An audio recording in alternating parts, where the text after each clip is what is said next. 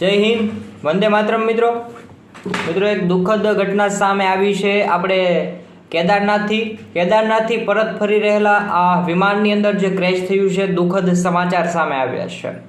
જેમાં સમાચારમાં સામે આવી રહ્યું છે ભાવનગરની 3 યુવતીઓ અંદર સામેલ હતી તેવા પણ સમાચાર સામે આવી રહ્યા છે.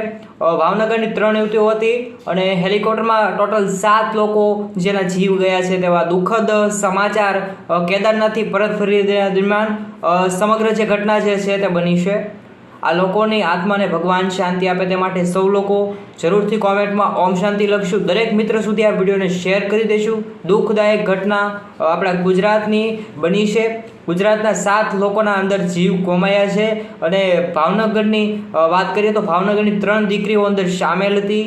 હાલ ગુજરાત સરકાર દ્વારા એક જાહેરાત કરવામાં આવી છે, જેમાં આ દીકરીનો જે પરિવાર છે તેને 4 લાખ રૂપિયાની સહાયની પણ જાહેરાત કરી છે. ત્યારે આપણા ગુજરાતના શિક્ષણ મંત્રી જીતુભાઈ વાઘાણીએ પણ ટ્વીટ કરી અને દુઃખ વ્યક્ત કર્યું હતું. ત્યારબાદ ભૂપેન્દ્ર પટેલે પણ ટ્વીટ કર્યું હતું અને પોતે દુઃખ વ્યક્ત કર્યું હતું. જ્યારે આ પરિવારને 4 લાખ રૂપિયાની સહાયની જાહેરાત પણ અત્યારે કરી છે. મિત્રો, ખૂબ દુઃખદાયક સમાચાર જે સામે આવ્યા છે તેના વિશે તમારે કંઈ કહેવું હોય તો જરૂરથી કોમેન્ટમાં જણાવો.